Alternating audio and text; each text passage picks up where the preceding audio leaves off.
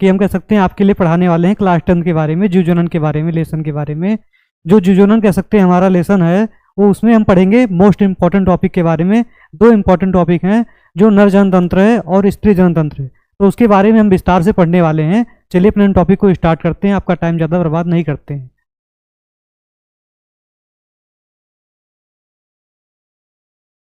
हमारा जैसे आप देख सकते हो क्वेश्चन ये है, नर जनतंत्र का सचित्र वर्णन कीजिए। नर जनतंत्र के सचित्र वर्णन में सबसे पहले नर जनतंत्र आपको पता होना चाहिए। पुरुष जनतंत्र का सबसे मुख्य भाग होता है नर जनतंत्र, उसमें आपको पता होना चाहिए जो हमारा ये वृषण होता है, ये हमारा जो वृषण आपको है ये पता होना चाहिए वृषण क्या होता है। तो सबसे पहले इतना आप जान लीजिए, जो पुरुष जनतंत्र का नर जनतंत्र होता है या पुरुष जनतंत्र होता है, उसमें वृषण का क्या होता है, मुख्य भूमिका होती है। सबसे पहले आप देखेंगे वृषण हमारा टॉपिक है, तो वृषण को हम देखेंगे क्या है, या नर जनतंत्र का प्रमुख अंग होता है, या नर जनतंत्र का प्रमुख अंग होता है, क्योंकि इसी में क्या होते हैं, पुरुषों के शुक्राणु बनते हैं, इसलिए इसको कहा जाता है कि नर जनतंत्र का प्रमुख अंग है। देखते हैं या थैलीनुमा संरचना में बंद होता है, जिसमें को वृषण कोष कहते हैं। वृषण क्या होता है, नर जनतंत्र का प्रमुख अंग होता है, और थैलीनुमा संरचना में बंद होता है, जिसको हम क्या कहते हैं, वृषण कोष कहते हैं। और लिखा है इसकी संख्या 2 होती है, इसमें शुक्राणु का निर्माण होता है तथा टेस्टोस्टेरोन नामक हार्मोन का भी स्रोत होता है।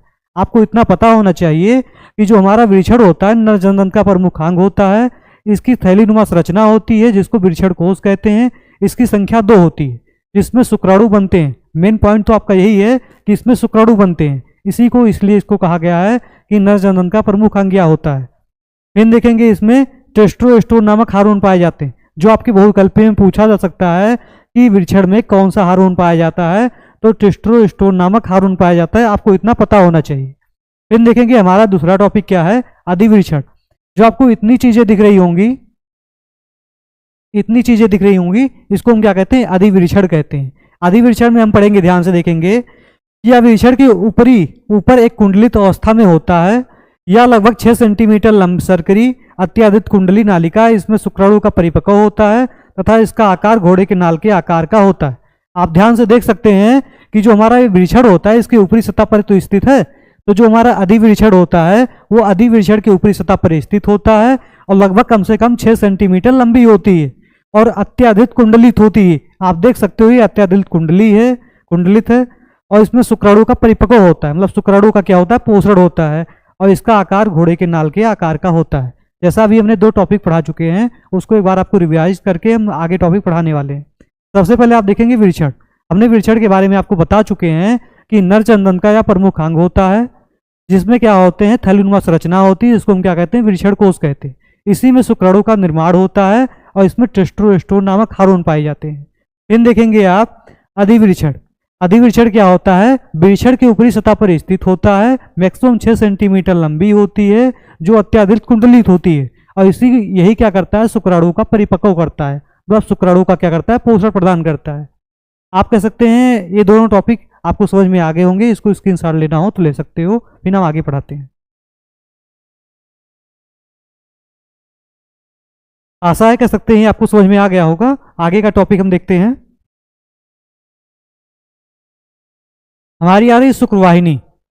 शुक्रवाहिनी आपको हमने बता देते हैं कि शुक्रवाहिनी कहते किसे हैं। आप देखो कि प्रवाहित जो हम कह सकते हैं ये है, ये जो हमारी शुक्रवाहिनी है, देखोगे ध्यान से, यहाँ से जो एक पतली पट्टी गई हुई है, इसी को क्या कहते हैं, शुक्रवाहिनी कहते हैं। आपको पता होना चाहिए इसी को क्या कहते हैं, हम शुक्रवाहिनी कहते हैं। देख सकते हो इसी को क्या कहा गया है, शुक्रवाहिनी। तो आपको पता होना चाहिए जो वृषण और अधिवृषण में, जो हमारे वृषण और अधिवृषण में जो शुक्राणु बन रहे हैं, उसको शुक्रवाहिनी क्या करती है, शुक्राशय तक ले जाने का काम करती है, बस इतना करती है। तो ध्यान से देखेंगे आप, जो हमारा शुक्रवाहिनी होता है या लगभग 20 से 25 सेंटीमीटर नालिका की होती है। ये जो वृषण के अधिवृषण में बने शुक्राणु का क्या करती है, शुक्राशय तक ले जाने का काम करती है, और यह शुक्रवाहिनी से जुड़कर एक स्खलन वाहिनी बनाती है।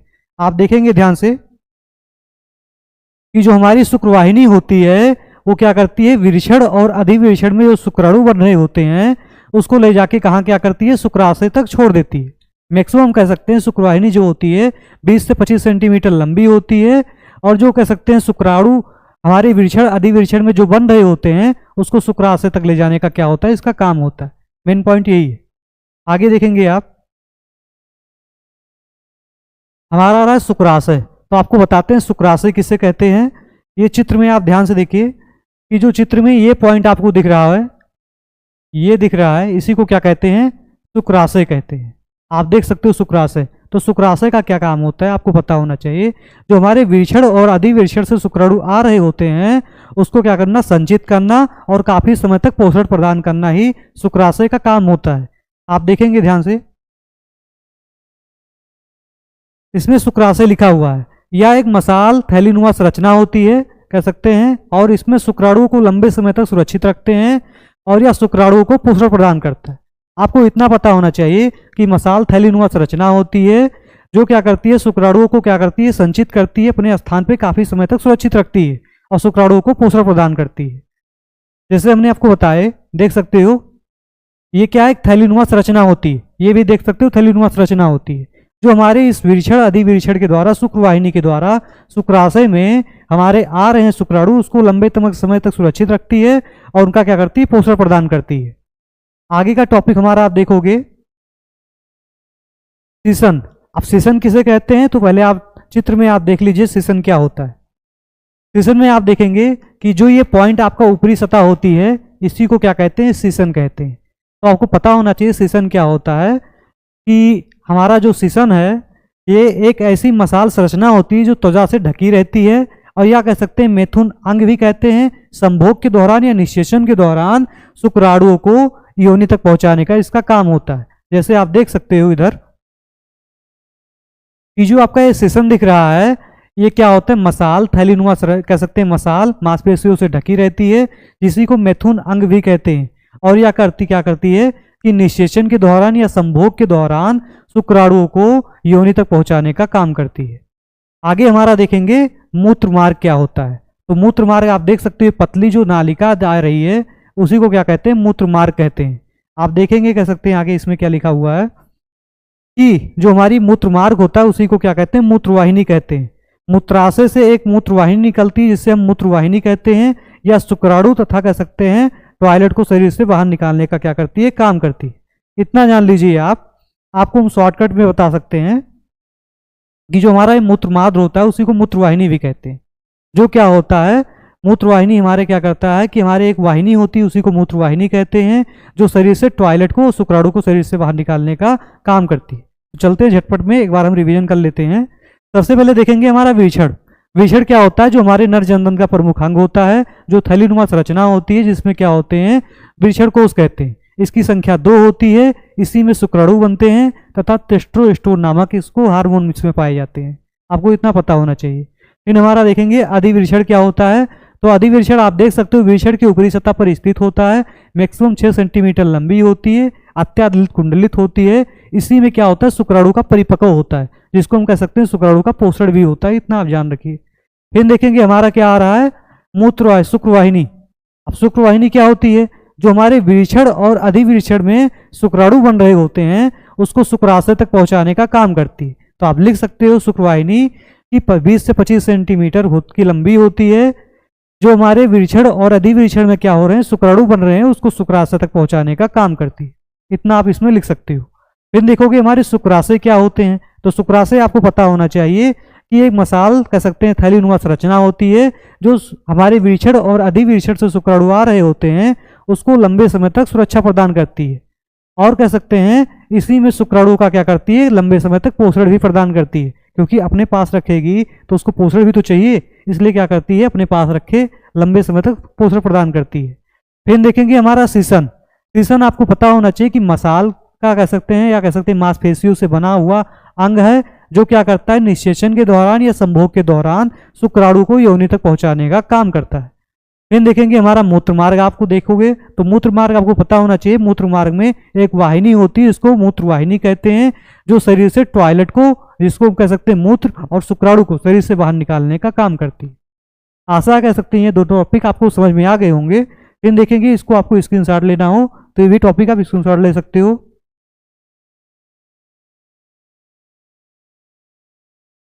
ठीक है, कह सकते हैं आपको ये अगर समझ में आ गया होगा तो कमेंट में बताएंगे कि आपको कहाँ कोई दिक्कत समस्या आ रही है, उसको हम फिर से आपको समस्या सॉल्व करने की कोशिश करेंगे।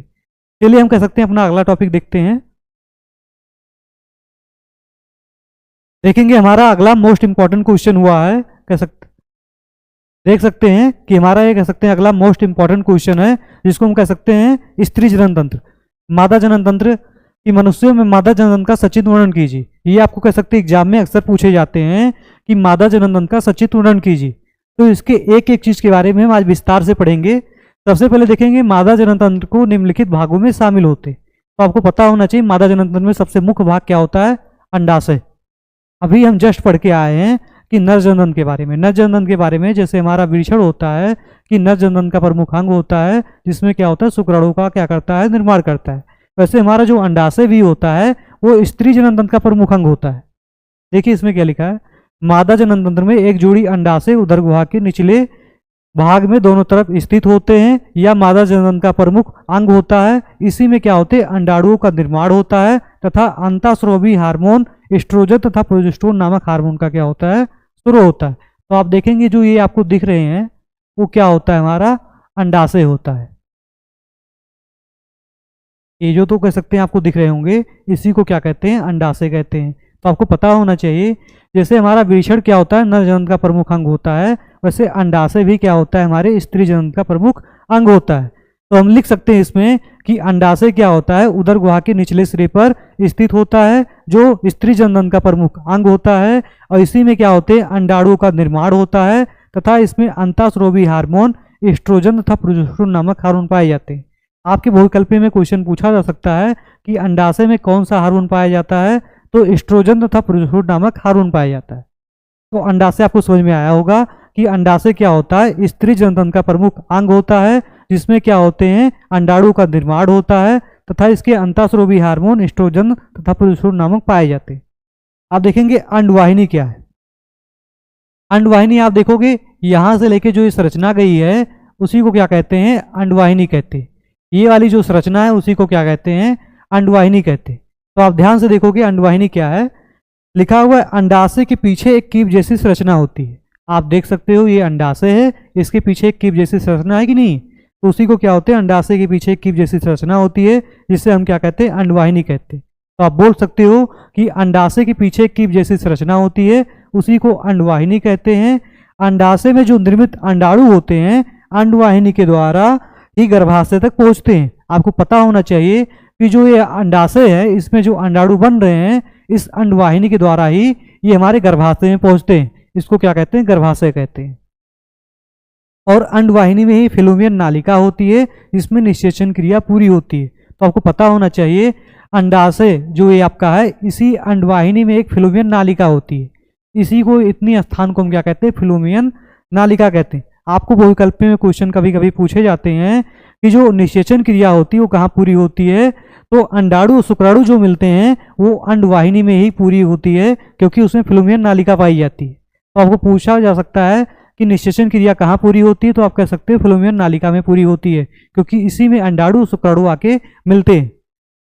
तो देखेंगे हमारा अंडवाहिनी क्या है, अंडाशय के पीछे एक कीप जैसी संरचना होती है, जिसी को क्या कहते हैं, उसी को अंडवाहिनी कहते हैं। इसमें जो अंडाणु बन रहे होते हैं उसको अंडवाहिनी के द्वारा गर्भाशय तक ले जाया जाता है, और इसी में फिलोमियन नालिका होती है, जिसमें निषेचन क्रिया पूरी होती है। फिर देखेंगे हमारे इसके बाद आएगा गर्भाशय। तो गर्भाशय आपको हमने दिखाई दिया कि गर्भाशय जो हमारा होता है ये हमारे यहाँ से लेके जो संरचना आपको दिख रही होगी उल्टे नाशपत्ती के आकार की संरचना है। आप देख सकते हो कि उल्टे नाशपत्ती के आकार की संरचना के तरीके दिख रही है, इसी को क्या हम कहते हैं, गर्भाशय कहते हैं। लिखा हुआ इसकी संरचना एक उल्टे नाशपत्ती के आकार की होती है।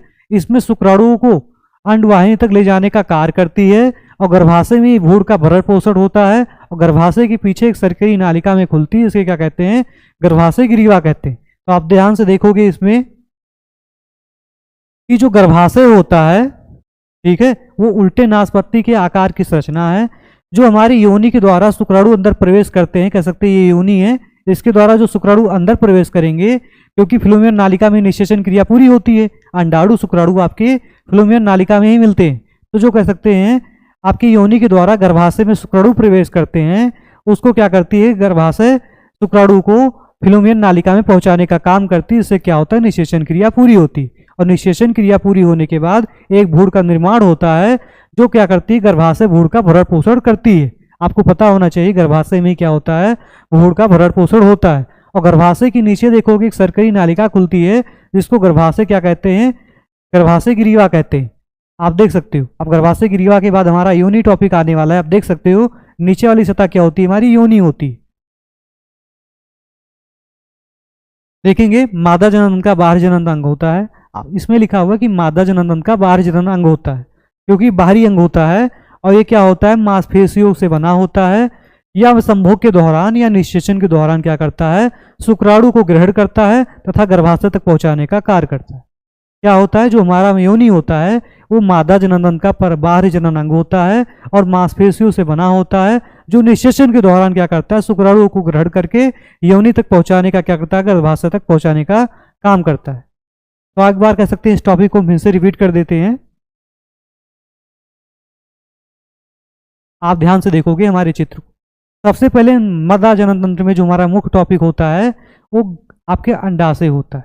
अभी हमने जस्ट ही पढ़ाया कि जो हमारा वृषण होता है वो क्या करता है, शुक्राणु का निर्माण करता है, नर जनन का प्रमुख अंग होता है। वैसे ही हमारा क्या होता है, जो अंडाशय होता है वो स्त्री जनन का प्रमुख अंग होता है, मादा जनन का प्रमुख अंग होता है। आप लिख सकते हो कि जो हमारा अंडाशय होता है ये उदर गुहा के निचले सिरे पर स्थित होता है, और कह सकते हैं इसी में क्या होते हैं, अंडाणु का निर्माण होता है। ठीक है, और अंडाणु का निर्माण होने के बाद क्या होता है, इसी के अंडागर स्रोवी में एस्ट्रोजन तथा प्रोजेस्टेरोन नामक हार्मोन पाए जाते हैं। फिर देखेंगे हमारा क्या है, अंडवाहिनी। अंडवाहिनी जो हमारी होती है ये क्या होती है, अंडाशय के पीछे एक कीप जैसी संरचना, देख सकते हो एक कीप जैसी संरचना दिख रही है कि नहीं दिख रही। अंडाशय के पीछे एक कीप जैसी संरचना होती है, जो अंडाशय में अंडाणु बनते हैं उसको क्या करती है, गर्भाशय तक पहुंचाने का अंडवाहिनी काम करती है। कहने का मतलब हमारे है जो अंडाशय में अंडाणु बन रहे होते हैं वो अंडवाहिनी ले जाके गर्भाशय तक पहुंचाने का काम करती है। अंडवाहिनी का मुख्य काम यही है। फिर देखेंगे हमारा गर्भाशय आ रहा है, तो गर्भाशय आपको पता होना चाहिए कि जो हमारी योनि के द्वारा शुक्राणु अंदर प्रवेश करते हैं, गर्भाशय क्या करती है, शुक्राणु को ग्रहण करती है और अंडवाहिनी में पहुंचाती है, क्योंकि अंडवाहिनी में ही फिलोमियन नालिका पाई जाती है, जिसमें शुक्राणु और अंडाणु मिलकर क्या करते हैं, निषेचन क्रिया पूरी करते हैं। तो क्या करती है, अंडवाहिनी का काम क्या हुआ कि अंडाशय में जो कह सकते हैं अंडाणु बन रहे होते हैं उसको अंडवाहिनी उठा के गर्भाशय तक पहुंचाती है, और अंडवाहिनी में ही फिलोमियन नालिका होती है जो निषेचन क्रिया पूरी करती है। अब हमारा आ रहा है गर्भाशय। गर्भाशय क्या है, उल्टे नासपत्ती के आकार की संरचना होती है, जो क्या करती है, योनि के द्वारा जो शुक्राणु आ रहे हैं उसको गर्भाशय तक पहुंचाने का क्या करती है, काम करती है। गर्भाशय लेके आता है और उसको क्या करता है, फिलोमियन नालिका में अंडाणु शुक्राणु को मिला के निषेचन क्रिया पूरी कर देता है। फिर उसके बाद आप देखेंगे हमारा जो गर्भाशय के नीचे एक ग्रीवा योनि होती है, देखते हो ये योनि। योनि क्या होती है, स्त्री जनन का बाहरी जनन अंग है। जो स्त्री जनन तंत्र होता है उसका बाहरी जनन अंग होता है, जो मांसपेशियों से बना होता है और निषेचन के दौरान क्या करता है, अंडाणु को क्या करता है, शुक्राणु से मिलाने का काम करता है। मतलब जो योनि होती है वो शुक्राणु को ग्रहण करती है और कहाँ पे लेके आती है, आपको पता होना चाहिए, फिलोमियन नालिका पे लेके आती है। सीधा सा मतलब है जो योनि होती है नर जनन का पढ़ सकते हैं, स्त्री जनन का प्रमुख बाह्य जनन तंत्र है, जो क्या करती है, शुक्राणु को ग्रहण करके आपकी गर्भाशय तक पहुंचाने का काम करती है। आपको कह सकते हैं आशा है टॉपिक समझ में आया होगा। अगर आपको ये टॉपिक भी स्क्रीनशॉट लेना है तो इसको आप ले सकते हो।